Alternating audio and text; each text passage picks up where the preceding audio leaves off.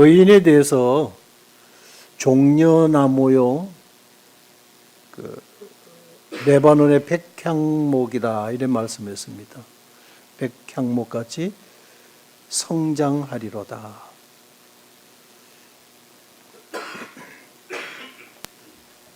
하나님의 뜻 안에서 심겨졌기 때문에 참 번성하리로다 이렇게 축복을 말씀을 해 주시고 계십니다.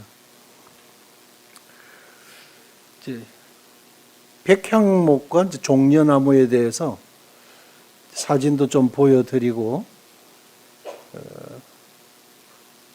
말씀을 드리도록 하겠습니다. 이제 백향목입니다. 그래서 나무를 아시는 분들이나 좀 건축에 대해서 관심이 있으신 분들은 이 백향목을 보면 참 탐스러운 나무입니다. 쭉 이렇게 뻗어 있어요. 하늘을 향해서. 아주 우람한 장군처럼 보이죠. 그렇습니다. 그래서 이 레바논의 국목이에요. 레바논의 국목. 그러니까 레바논 국기거든요.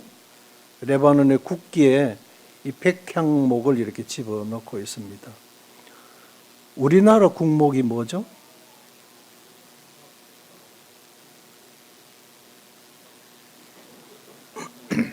국화는? 예, 맞습니다. 국목은? 예, 소나무예요. 예, 우리나라도 소나무예요. 예. 국조는? 예, 까치. 예.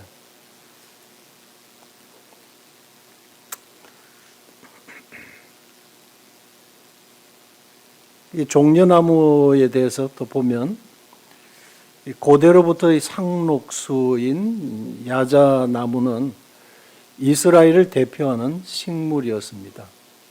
그래서 이스라엘의 중요한 종교 행사가 있을 때는 이 종려잎을 가지고 이렇게 흔들고 환영을 하고 그렇게 했습니다. 히브리어로는 이 종려나무에 대해서 타마르인데, 다말 아시죠? 예. 우리나라 성경에는 다말이라고 되어져 있습니다. 다윗의 딸도 다말이 있죠. 유다는 다말에게서 베레스를 낳고 이렇게 나오죠. 마태복음 1장에 보면 예수님 그 족보에 이제 다말이 나옵니다. 그래서 이스라엘 여성들의 이름 가운데는 다말이 많습니다. 그래서 자식 많이 낳아라 이제 그런 뜻이에요. 그래서 종려나무와 백향목이 보면은 이 의인을 연상케 하는데, 사진을 보면 이 종려나무가 옆으로 다른 잔가지가 없어요. 머리 꼭대기 쪽에 잎이 하늘을 향해서 두 손을 이렇게 두 팔을 벌리고 있는 듯한 이런 형상을 하고 있습니다. 아주 탐스러운 나무입니다. 이 나무를 이렇게 좀 연상해 주시기를 바라고, 여호와의 집에 심기었다. 의인은 종려나무같이 번성하고 레바논의 백향목같이 성장하리로다. 이는 왜냐하면 여호와의 집에 심겨졌기 때문이다. 이렇게 말씀하고 있어요.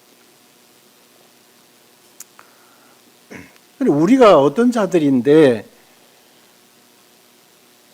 의인이 되게 되고 하나님의 집들에 심기어져 있는 백향목같이 성장하고 이 종려나무처럼 무성한 열매를 맺히는 자들이 되어졌느냐. 보면은 베드로전서 1장 23절 이 말씀이 너희가 거듭난 것은 썩어질 씨로 된 것이 아니요 썩지 아니할 씨로 된 것이니 하나님의 살아있고 항상 있는 말씀으로 되었느니라. 살아있는 말씀, 살아계신 그 말씀으로 우리가 하나님의 자녀로 거듭났다. 하나님의 살아계신 말씀의 씨를 받아서 하나님의 자녀가 되었다. 이 말씀이에요. 마리아가 가브리엘 천사가 와서 참으로 너는 복을 받은 자다. 이렇게 이제 말씀하면서 이제 내가 아기를 낳게 될 것이다. 그러니까 마리아가 깜짝 놀랐어요. 저는 사내를 알지 못합니다. 남자를 가까이 한 적도 없고 아직 결혼도 하지 않는데 무슨 제가 임신을 한단 말입니까? 하나님의 성령이 내게 임하게 될 것이다. 그리고 하나님께서 이 이스라엘 민족에게 약속하신 이 메시아가 사실은 너를 통해서 태어나시게 될 것이라고 하는 거예요. 너를 통해서 하나님의 약속이 성취될 것이라고 하는 말씀을 해 주십니다. 그래서 마리아는 그것이 어떻게 이루어질지는 모르지만 저는 사내를 알지 못하는 자인데 말씀대로 제게 이루어지이다. 그랬어요. 마리아가 이 가브리엘 천사가 가지고 온 하나님의 말씀을 마리아에게 전달했는데 마리아가 처음에는 깜짝 놀라서 거부를 하다가 주의 말씀대로 계집 종에게 이루어지기를 바랍니다 하면서 그 말씀을 받아들였어요. 그 가브리엘이 전달해주는 말씀을 마리아가 받아들인 것입니다. 그런데 예수님으로 임신이 되어졌어요. 이 신기한 역사가 일어나죠. 요한복음 1장에 보면 태초에 말씀이 계시니라 이 말씀이 하나님과 함께 계셨으니 이 말씀은 곧 하나님이시라 그랬어요. 그 말씀 대신 그분이 육신을 입으시고 오셨다고 요한복음 1장 14절에 그렇게 기록이 되어 있죠. 말씀이 육신이 되어 우리 가운데 거하심에 마리아가 가브리엘 천사가 전달해 주는 하나님의 말씀을 받아들였는데 예수님이 임신이 되어진 것처럼 우리가 우리를 위해서 기도하는 성도들을 통해서 전달해 주신 예수님의 복음, 십자가의 구속의 복음 우리가 받아들였어요. 믿는 자는 영생을 가졌나니 아들을 믿는 자는 영생이 있고 아들을 순종하지 아니하는 자는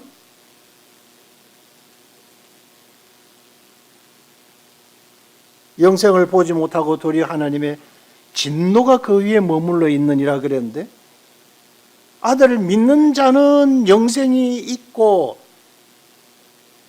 영접하는 자, 곧 그 이름을 믿는 자들에게는 하나님의 자녀가 되는 권세를 주셨어요. 이 요한복음 1장 12절의 말씀입니다. 그러니까 이 모든 말씀들을 보면 우리가 말씀을 영접한 것이고 말씀을 믿은 것이고 믿으라고 하는 그 말씀을 우리가 순종하여 받아들인 것이에요. 그 말씀을 받아들였는데 그 말씀이 이 영원한 생명의 씨라는 거예요. 너희가 거듭난 것이 썩어질 씨로 된 것이 아니요 썩지 아니할 씨로 된 것이니 하나님의 살아있고 항상 있는 말씀으로 되었느니라. 우리가 거듭난 것, 하나님의 자녀가 되어진 것, 다른 무슨 특별한 게 없었잖아요. 그냥 순수한 마음으로 순전히 증거된 말씀 우리가 받아들였는데 그 말씀 그대로 우리가 믿은 것이죠. 말씀을 그대로 믿은 대로 우리가 하나님의 자녀예요. 이거는 기적이에요. 놀라운 사실이라고요.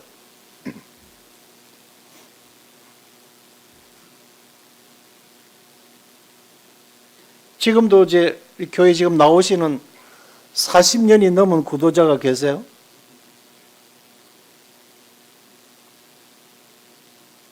이제 최근에는 이제 믿으신다고 고백을 하시더라고요.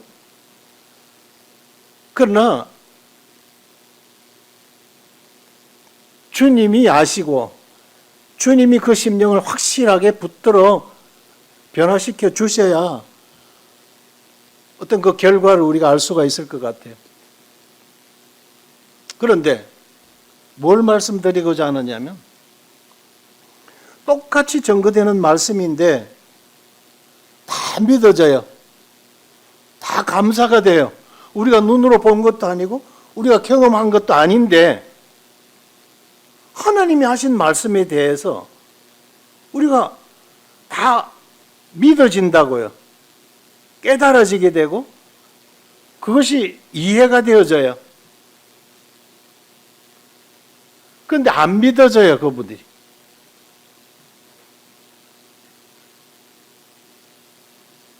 이게 신기한 차이예요. 이 책 한 권에서 한 장 넘어가는 이 찰나와 같고 순간과 같지만은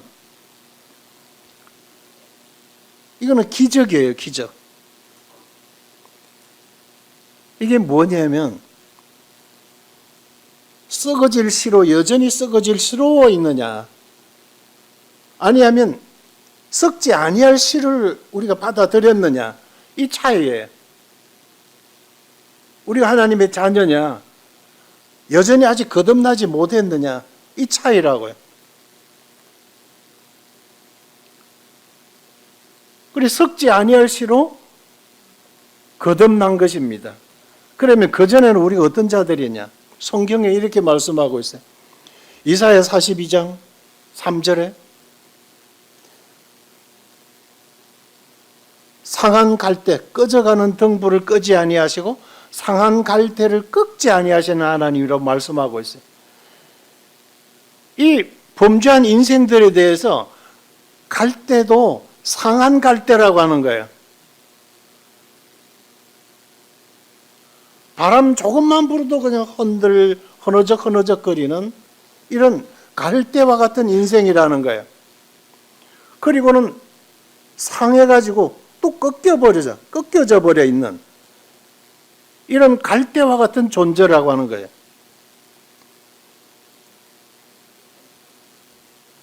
이게 갈대지요.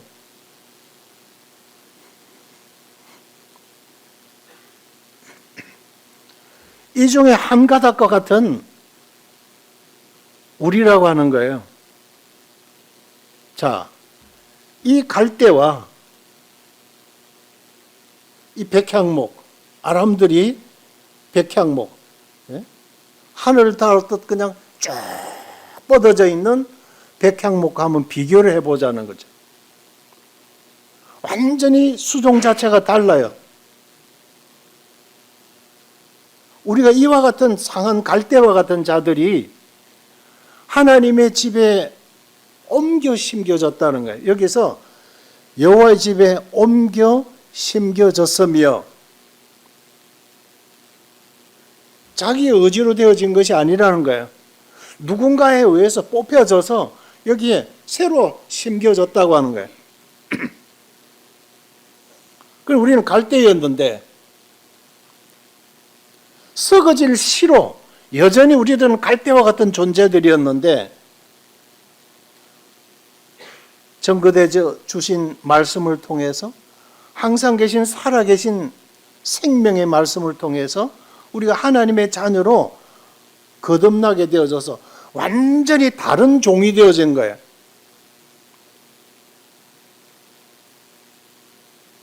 우리가 예수님 믿기 전이나 예수님 믿은 이후나 우리가 어떤 외형적인 이런 외모적인 이런 것들이 뭐 변화된 것은 별로 없어요. 똑같다고요. 여전히 그 옷 입고 다니고 있고 똑같은 모습을 하고 있지만 우리들의 이 내면의 생명 이 자체는 본질이 완전히 다르다고 하는 것이에요. 예전에는 갈대였는데 그것도 상한 갈대들이었는데 이제는 백향목이 되고 종려나무가 되어졌다고 하는 것이죠. 어떻게? 썩지 아니할 씨로 거듭남을 통해서 항상 있는 생명의 말씀을 통해서 그렇게 완전히 바뀌어졌다고 하는 것입니다. 질 자체가 완전히 바뀌어졌어요.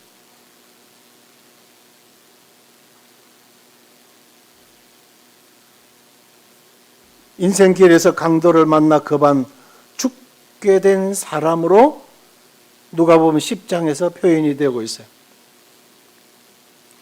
떼거리 강도를 만난 자라는 거예요.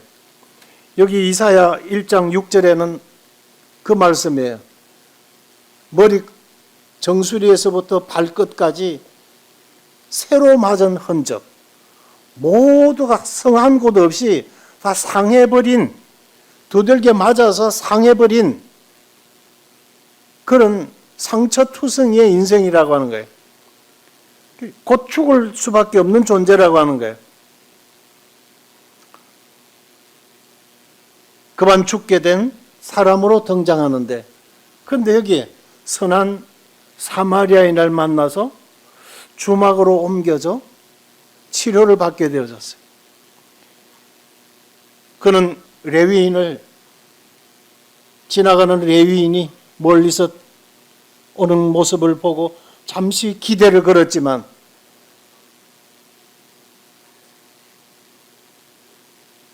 성전에서 만났을 때는 제법 아는 체하고 가르치고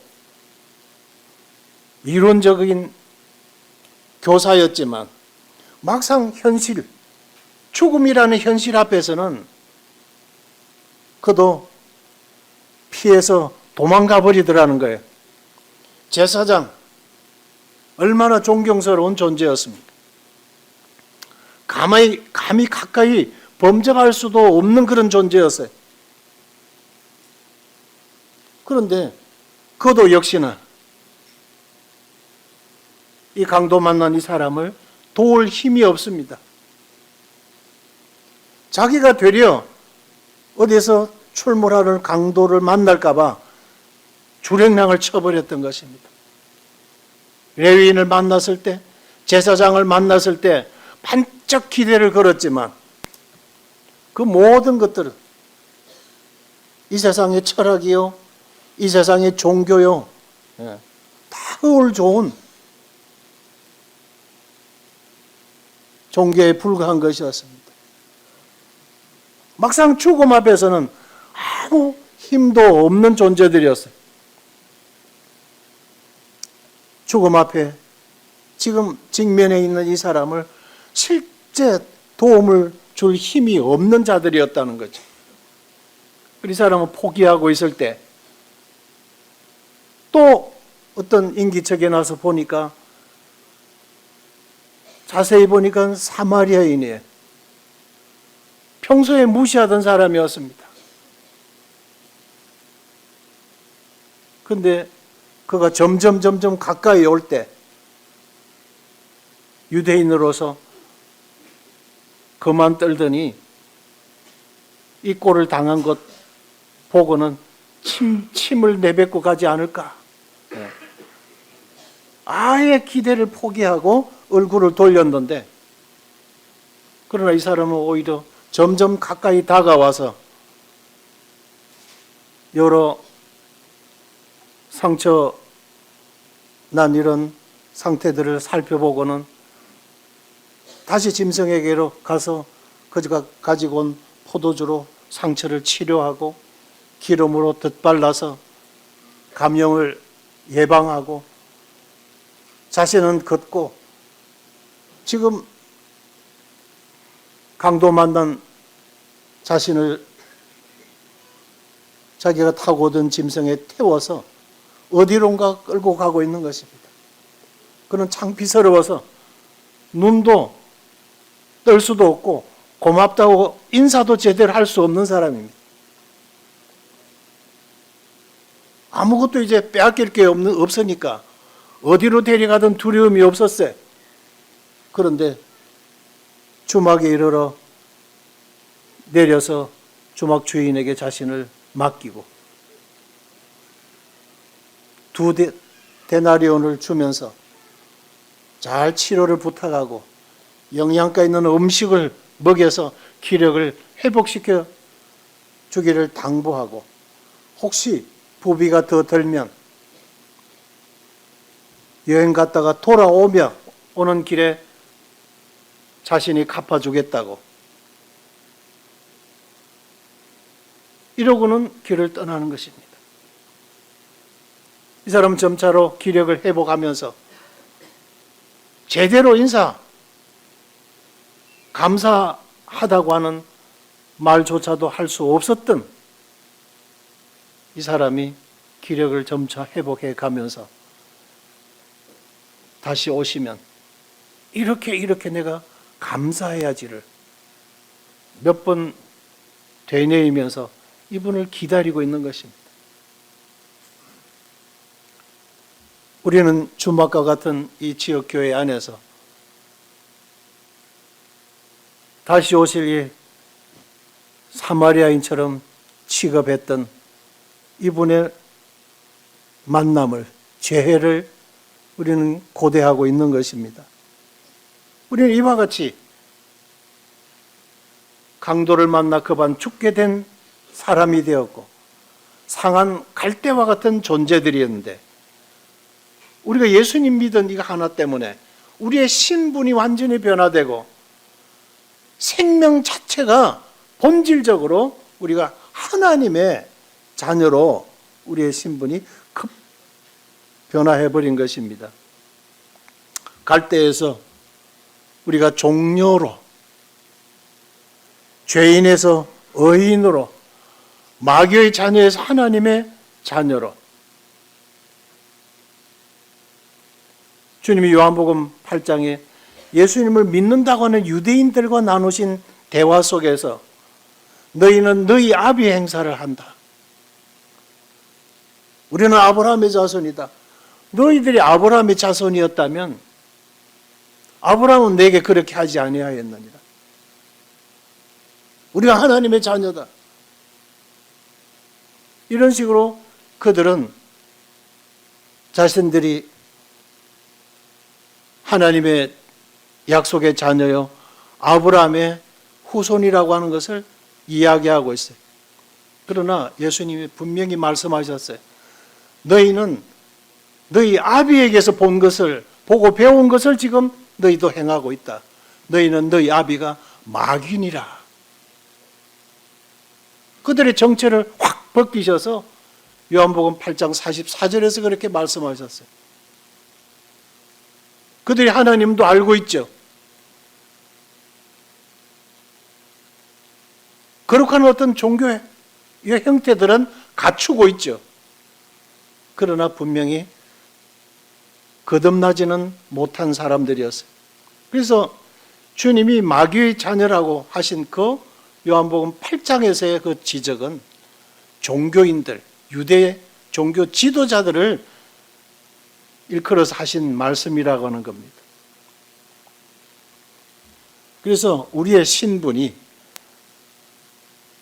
지금은 하나님의 자녀가 되어지고 상한 갈대에서 하나님의 집으로 옮겨진 종려나무요 백향목이 되어졌다고 하는 것입니다. 그래서 갈대인 우리가 거듭나면서 하나님의 집에 옮겨 심겨진 종려요 백향목이 되었다 하는 것입니다.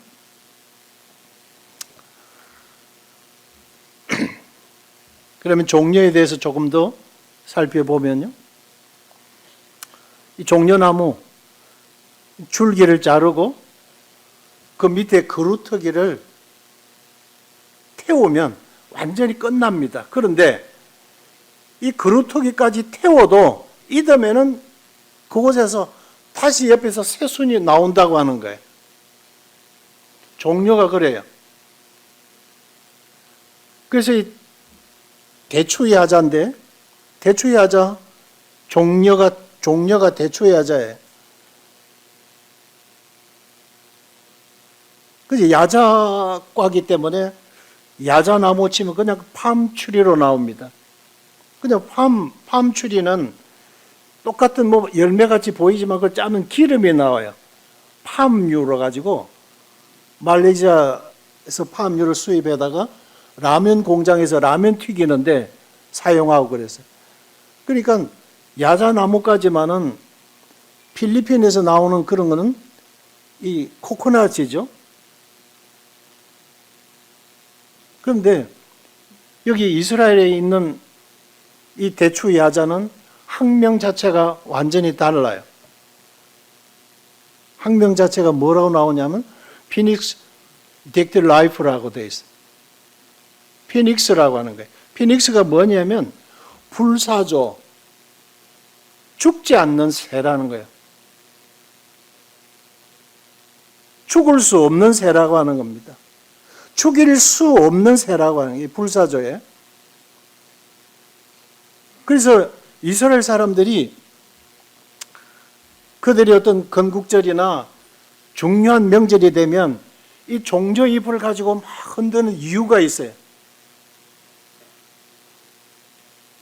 바로 우리 이스라엘은 불멸의 국가다 이런 뜻이에요. 3.1절이 되면 우리가 태극기를 막 흔들듯이 8.15 광복절이 되면은 다 이 태극기를 개항해서 집집마다 내걸듯이 그런 의미가 있다는 거예요. 그것보다도 더한 의미예요, 이들에게 있어서는. 그래서 그들은 승리를 뜻하는 거예요.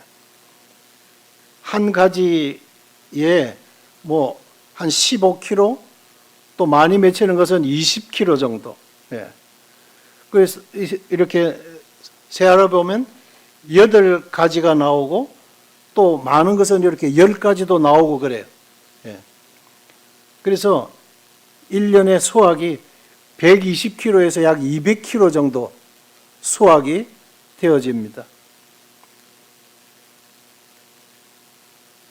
젖과 꿀이 흐른다고 할 때 여기서 흐르는 우리나라 대추하고는 완전히 달라요. 우리 장홍기 형제님 지난번 이스라엘 다녀오고 우리 대부분 맛들 보셨죠? 대추야자? 예. 예수님께서 예루살렘 입성하실 때 메시아로서의 그들이 환영식을 했어요. 환영식을 했는데 이스라엘 국기를 흔드는 게 아니죠. 이스라엘 국기를 흔드는 것처럼 이들이 종려나무 가지를 흔들었다고 하는 거예요. 이 군중들이 나중에는 십자가에 못 박아서 하는 군중으로 바뀌게 돼요. 왜냐하면 이들이 지금 예수님이 하나님의 아들로 오실 때 메시아로 그들이 환영했어요. 그들이 환영한 메시아는 로마를 이 땅에서 추출해내는 거, 이런 정치적 회복, 국권을 회복하는 거, 이 민족 구원에 대해서 이루어 주실 메시아로 그들이 여겼는데 너무나 힘이 없어 보니까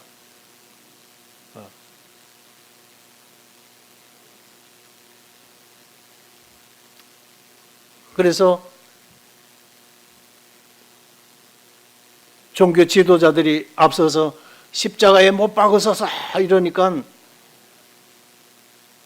살인자는 살려주고 그 예수를 십자가에 못 박아라 이렇게 하니까 군중들이 거기에 전부 함께 합세해서 십자가에 못 박으라고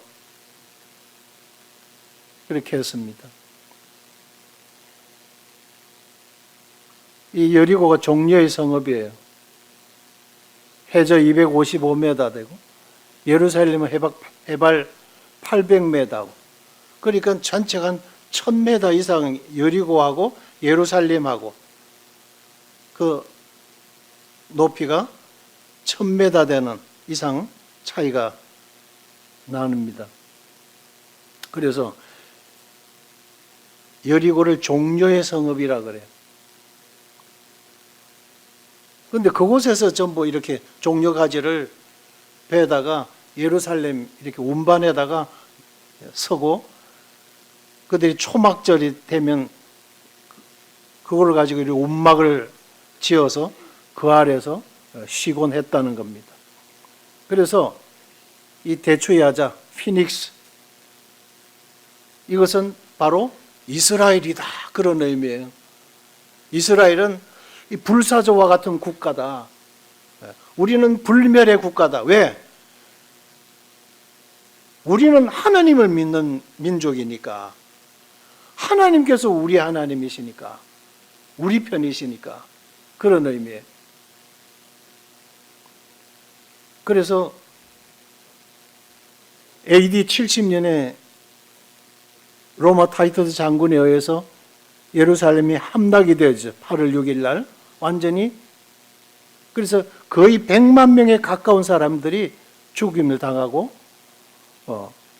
포로로 붙들려 가버리고 그때 이후로 AD 70년 이후로는 이스라엘이라는 나라 자체가 없어져 버렸어요. 그런데 어느 날 1948년 5월 14일 날 이스라엘 국가로 독립선언을 하게 되어집니다. 뭐 그 배경을 이야기는 지금 시간상 다 할 수가 없어요. 분명한 것은 에스겔서 37장의 약속대로 이스라엘아 내가 너희 무덤을 열고 거기서 너희로 나오게 하리니 그리고 이 코토에 약속의 땅에 거하게 하리니 너희가 내가 여호와인 줄 알리라 이런 말씀하셨어요. 이 약속의 말씀대로 이루어진 기적의 국가가 이스라엘입니다. 그냥 우리는 그냥 심상하게 지나가지만은 완전히 중동 1차 전쟁, 2차 전쟁, 3차, 4차 전쟁을 치룰 때마다 그들은 실제 사느냐 죽느냐 이 민족의 이스라엘의 그 국가의 그 존폐가 달려있는 전쟁이었어요. 그 조그마한 땅, 소수의 이스라엘 유대 국가 지금도 존재하고 있잖아요.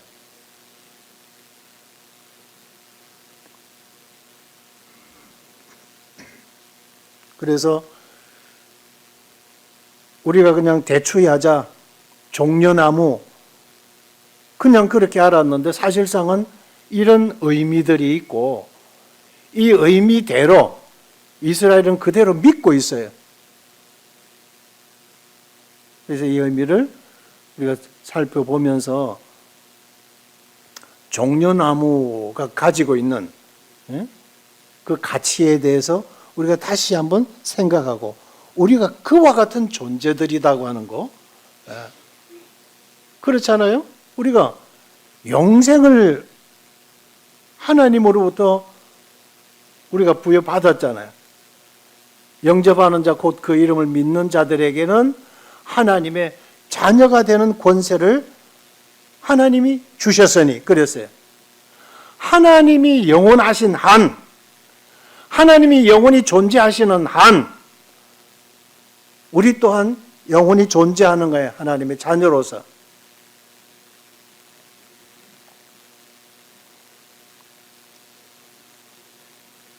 하나님의 집들 안에서 성장하리로다.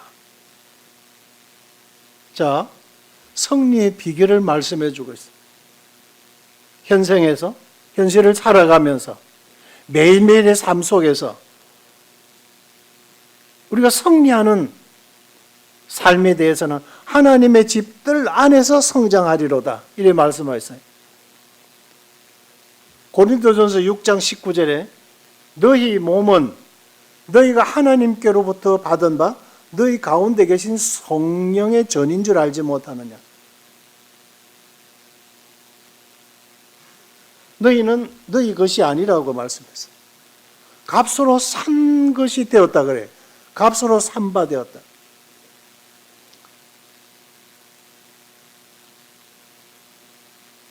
그래서 값으로 샀다고 하는 그것이 아고라라고 하는 그런 단어가 들어가 있는데, 노예 시장에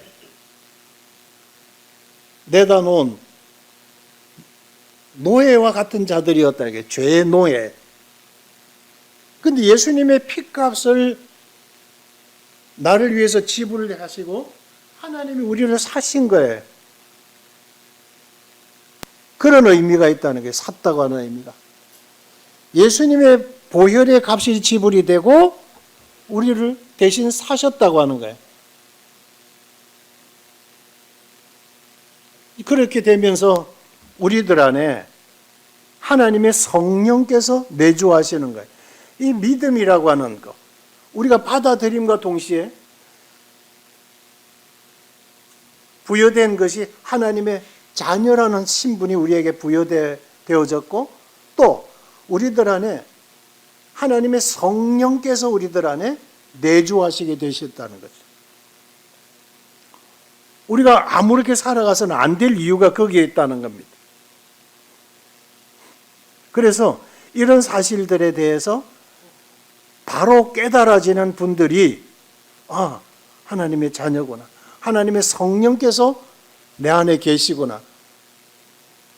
성전이 지금 이스라엘 땅 예루살렘에 있는 것이 아니고 성령을 모신 내가 하나님의 성전이구나. 성전 안에 아무도 함부로 들어갈 수 없어요. 어디에 그거다가 술을 갖다 부어요? 어디 거기다 담배 연기를 빨아들여요? 내가 거룩하니 너희도 거룩하라고 말씀하셨잖아요. 그죠? 그러니 내가 하나님의 성전이라고 하는 이 가치를 점차 알아가면서 그의 삶이 정리할 것들이 정리가 되어지는 거예요. 몰라서 모르는 행동을 하는 것에 대해서는 하나님이 용서를 하신다고요. 알면서 의도적으로 하는 것에 대해서는 그건 용서하지 아니하셔요. 거기는 당연히 회초리가 따라야 돼. 어떤 형태로든. 그래서 우리가 하나님의 자녀라고 하는 것, 징계가 있느냐 없느냐, 우리가 이거를 보고도 아, 역시 하나님의 자녀가 틀림없구나. 그렇던 행동을 하는데도 전혀 어떤 그런 것 변화가 없어. 입으로는 믿는데 전혀 삶의 변화가 없고 여전히 똑같은 죄악된 행동들을 하고 있는데 어떤 그런 징계, 하나님의 채찍이 없다? 그러면 징계가 없으면 뭐라 그랬어요? 사생자라고 말씀해요. 사생자. 아비가 없어요. 아비 죽고 나서 태어난 자 사생자. 아비가 없어요. 입으로는 하나님 하나님 하지만 하나님께서 아니 내가 너 자식으로 삼은 적이 없어. 이렇게 말씀하신다는 거예요. 그래서 우리가 성령께서 우리들 안에 내주하시는구나 하는 사실만 인식만 해도 우리의 태도가 바뀌는 거죠. 생각이 바뀌어야 되죠. 행동 거지가 바뀌죠. 하나님 앞에서 하나님을 모신 자인데. 두 번째로는 우리가 승리하는 비결에 있어서 에베소 4장 22절 23절에 있어서 너희는 썩어져가는 구습을 따르는 옛사람을 벗어버리고 오직 너희 심령으로 새롭게 되어 하나님을 따라 의와 진리의 거룩함으로 새 사람을 입어라.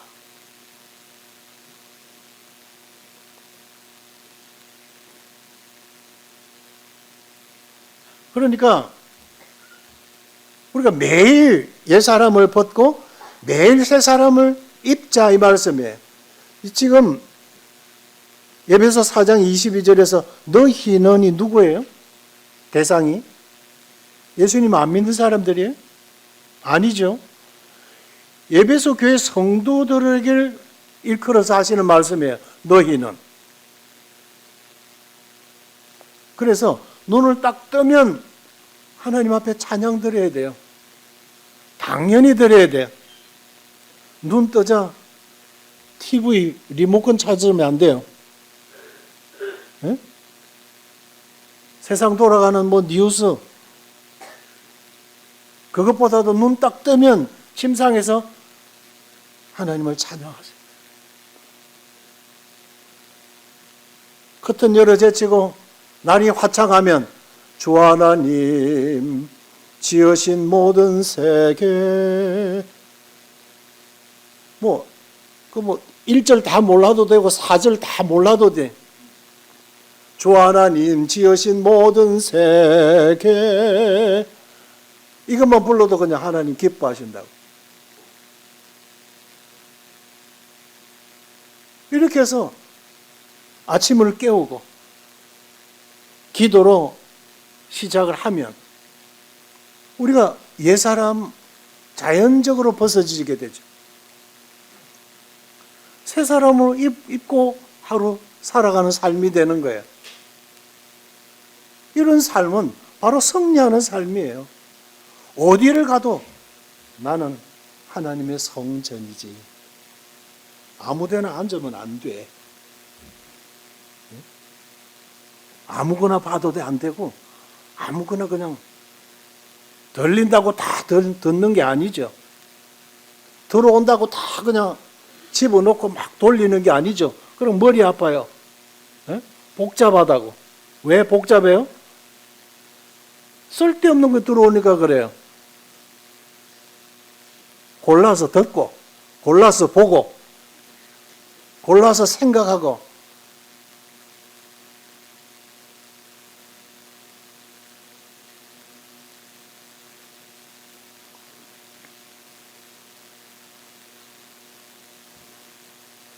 TV도 그냥 세상 드라마나 이런 것들이 다 그런 거잖아요. 삼각관계. 그래야 어떻게 될까 이러잖아. 그 쓸데없는 너무지 드라마상에 있는 너무지 근심 걱정할 필요 없다고요.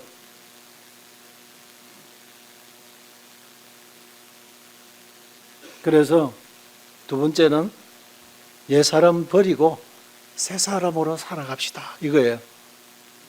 한마디로 하면 우리가 성령께서 우리들 안에 내주하고 계신다. 예? 그래서 성령님의 인도하심 따라 살아가야죠.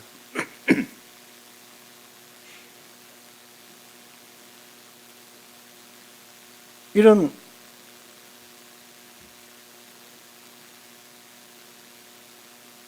준비된 성도들을 주님이 들어서시죠.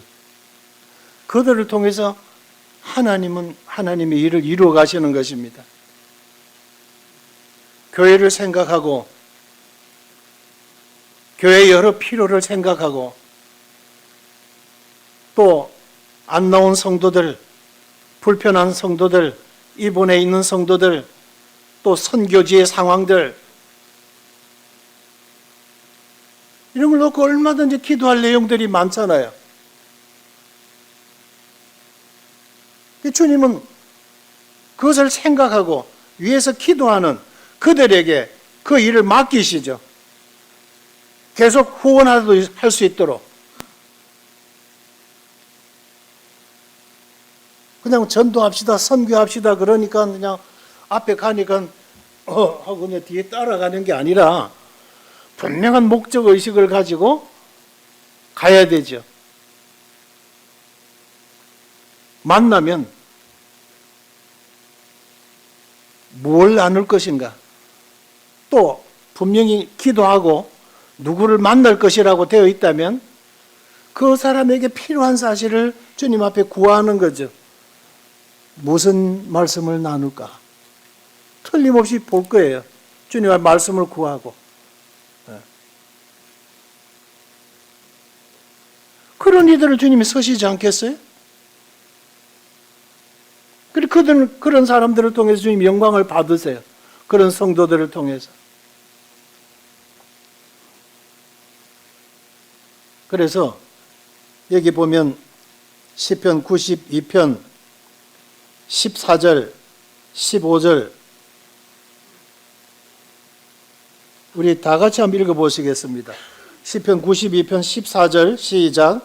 그는 늙어도 여전히 결실하며 진액이 풍족하고 빛이 청청하니 여호와의 정직하심과 나의 바위 되심과 그에게는 불의가 없음이 선포되리로다. 누구를 통해서? 나를 통해서. 여호와의 정직하심을 나타내시리로다 그랬어요.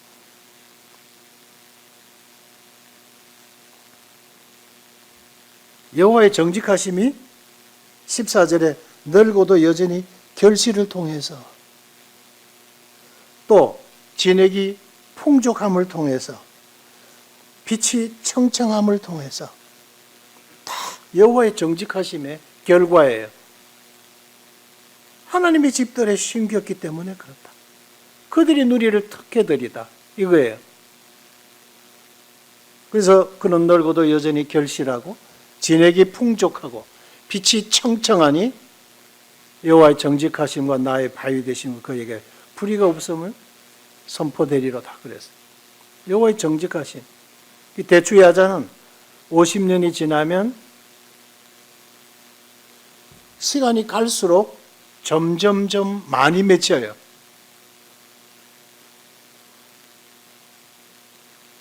대부분 과수원 과수들이 그렇죠. 처음에 몇 개 맺혔다가 점점 과수가 많이 맺혀요. 과일이.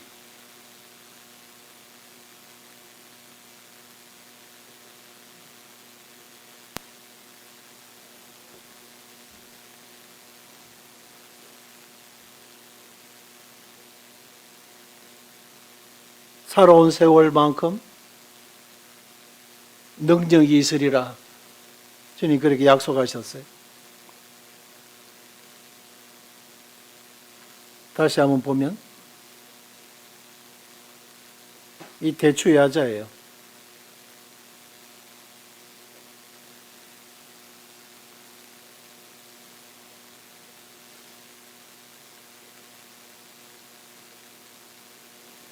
그냥 한 해살이 나무가 아닙니다, 이게.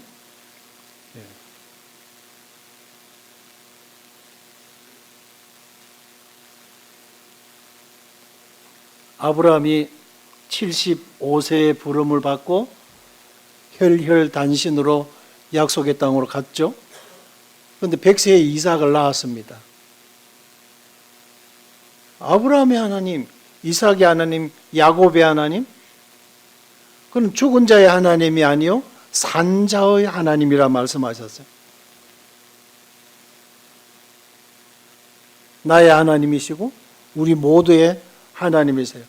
모세는 80세의 부름을 받았고 그가 120세였으나 그 눈이 흐리지 아니하였고 기력이 쇠하지 아니하였더라. 지금은 저 방주반에서 여호수아를 지금 공부하고 있어요. 신명기 끝나고 그 신명기 34장에 보니까 이렇게 말씀하고 있어요. 모세가 120세였지만 그 눈이 흐리지 아니하였고 기력이 쇠하지 아니하였더라. 또 또 보면요, 유명한 말씀이죠. 이 산지를 내게 주소서 하고 85세에 여호수아 앞에 나가서 요구한 갈렙이 나와요. 가데스 바네아에서 12명 정탐꾼이 가나안 땅 정탐하고 와서 10명은 그 땅을 악평했어요. 그게 인간이에요.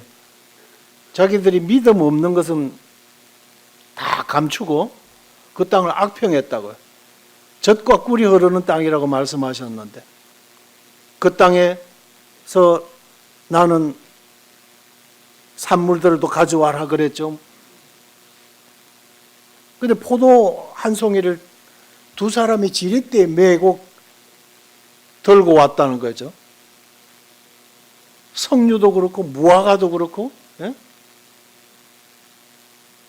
너무나 그냥 풍성한 과일들이었는데 그 땅을 악평했어요. 그러나 여호수아, 갈렙은 그랬죠. 내가 성실한 마음으로 그에게, 모세에게 보고하였고 그랬어요.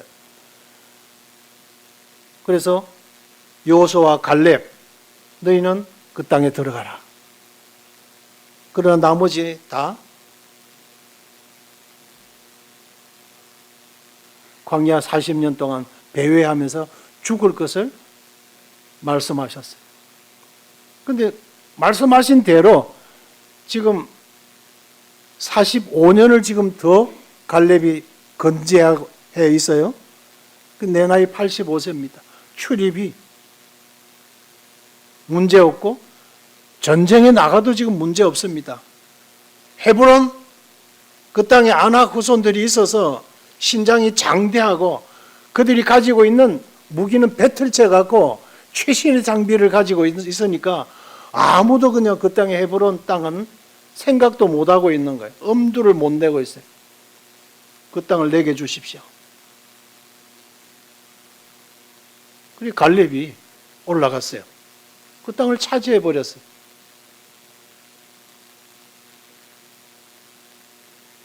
여호와의 정직하심. 내가 성실한 마음으로 그에게 보고했다. 그 성실한 마음, 하나님께서 이렇게 바르게 인도하셨습니다. 하나님께서 확실하게 인도하셨습니다. 이거예요. 그리고 성실한 마음은 단순한 마음이다. 두 갈래, 세 갈래, 한 눈이 하나만 보여야 되지. 그렇죠? 두 개, 세 개, 복시, 삼시 막 이래 나면 안 되죠. 그래서 단순해가. 우리 신앙 모드는 단순 모드로 가라. 말씀이 그러하면 그냥 그 말씀만 바라보고 가라 이거예요. 예? 카멜레온처럼 보고 주변 상황도 살피는 그런 눈 말고. 그래서 뭐냐, 하나님의 정직하신 열매는 성실하게 믿는 성도들에게 약속으로 맺힌다. 아멘입니까? 한 주간 주님이 어떤 말씀을 우리 형제자매님들의 심령 속에 탁 새겨주셨는지 모르겠습니다. 그 말씀 의지하시고 한 주간 승리하는 삶을 살아가시기를 바랍니다. 나는 성령을 모신 성전이다. 그죠? 옛사람을 벗고 새사람으로 살아가자. 단순하잖아요. 그죠?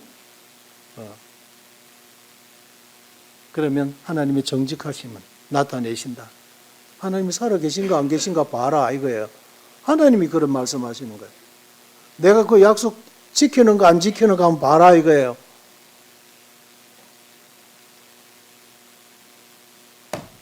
하나님 앞에 정직하게 한 주간 살아가십시다.